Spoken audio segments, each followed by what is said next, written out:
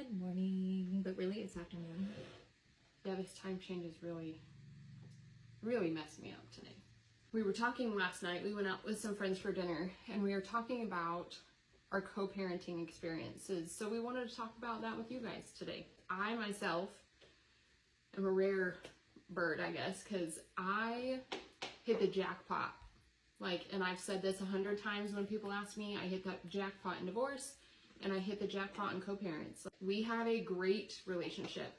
My ex-husband's wife, we, are friends. She treats my daughter like she's her own, and when I'm with them, I absolutely love their kids, and their kids love me, and all of our kids are happy. So to me, that's the only thing that matters. Everyone always tells me it's weird because if I go visit them, I stay with them at their house. If they come visit me, they stay at my house. As weird as I think that is, because I could never, it is nice for your daughter to be able to have that, because I have the complete opposite, and it's negative and toxic, and of course that just, the poor kids, I'll have to see that and witness that. So I'm glad that you have that. Yeah.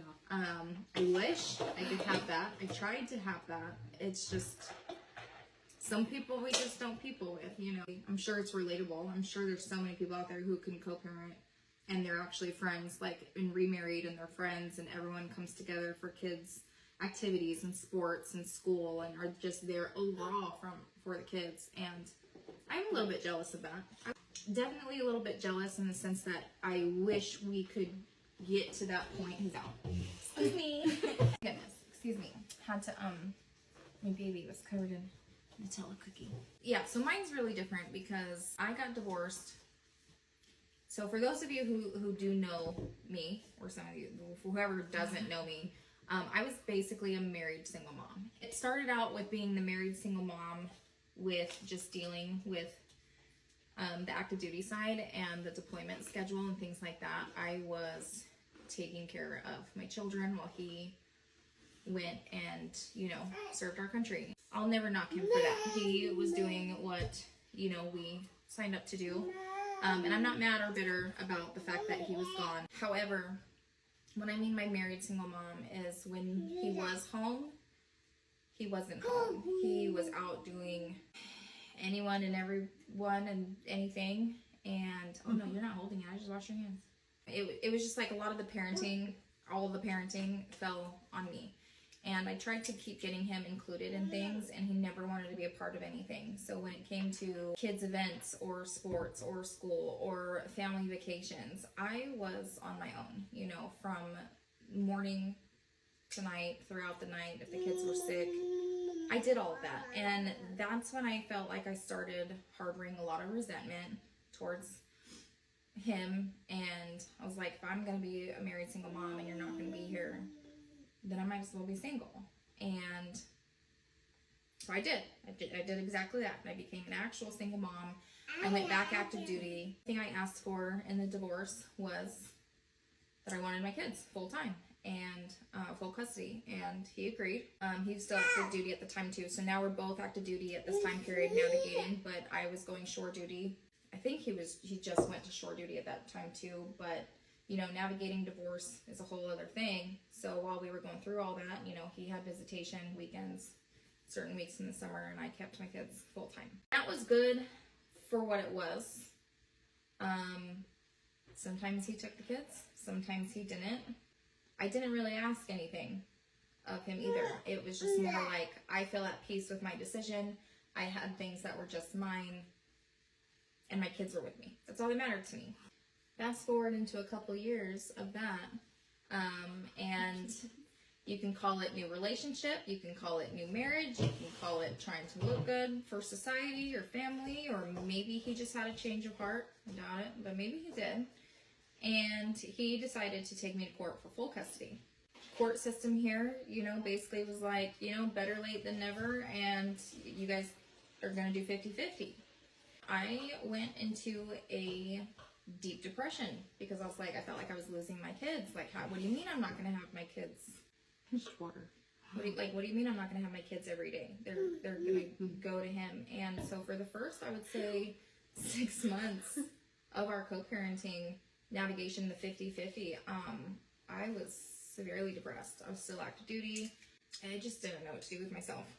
Tried to make the most of it when my kids were there, but man, did I let those intrusive thoughts win, and I spiraled, and I wasn't sleeping, and my performance working definitely went down. And not only that, my current partner, my now husband, my boyfriend at the time, he was deployed during this process too, so I didn't really have anyone to like lean on outside of Kaylee going through the struggle. And everyone kept telling me, like, you can only control what you can control on your time.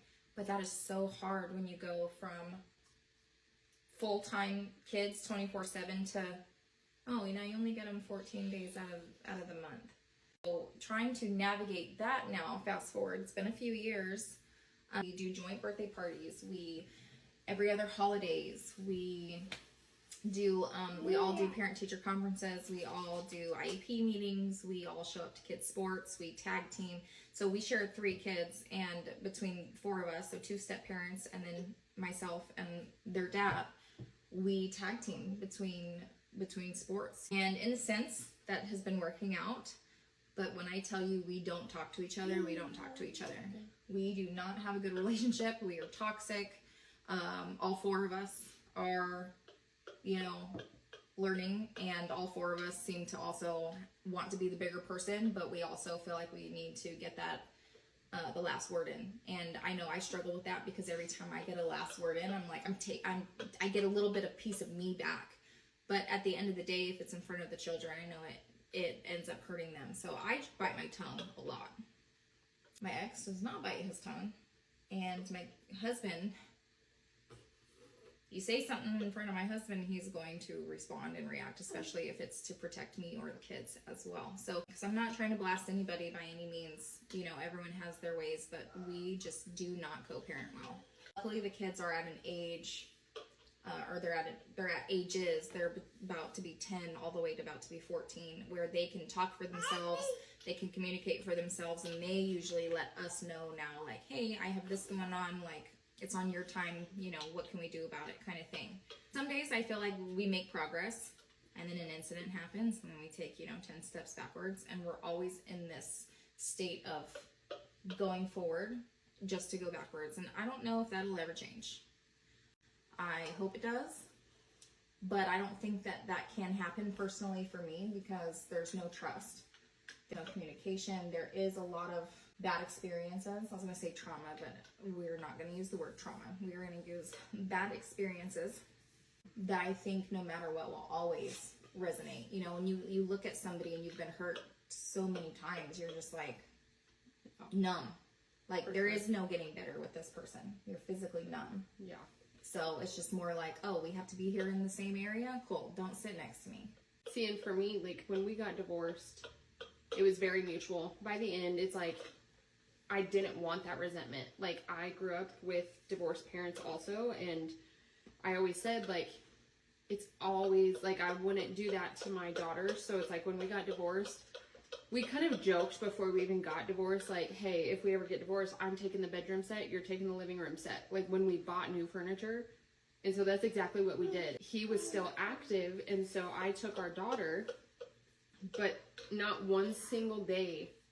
It's almost like we fought our whole marriage, which, again, this is not bashing. I would never say a bad word about him or anyone. We haven't fought a day since, and our kids are thriving.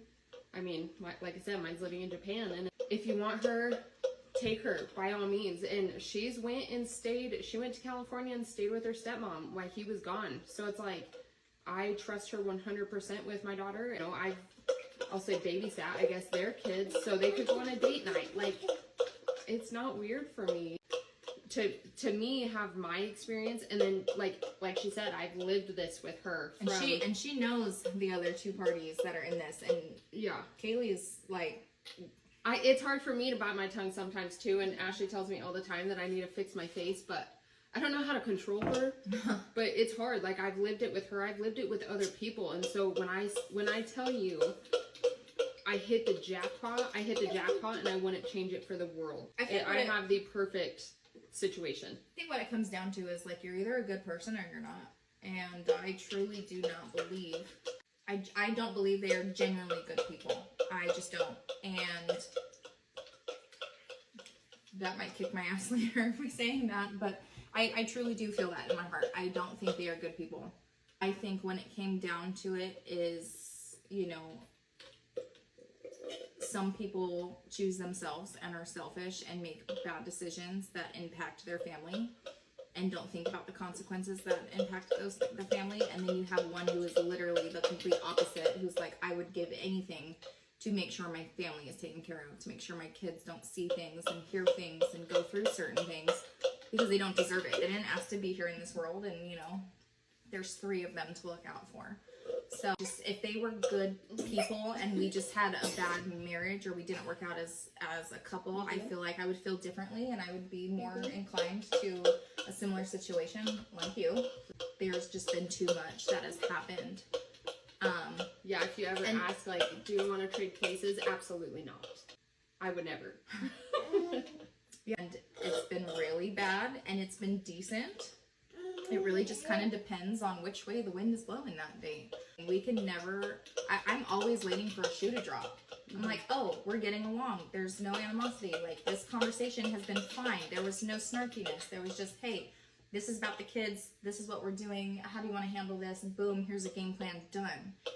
And I'm like, wow, that was too freaking easy. Because there's been so much that's happened, I'm constantly waiting for the drop. Like, I'm waiting for something to happen. I'm waiting for something to blow up in my face. Let us know what you guys have went through too, though.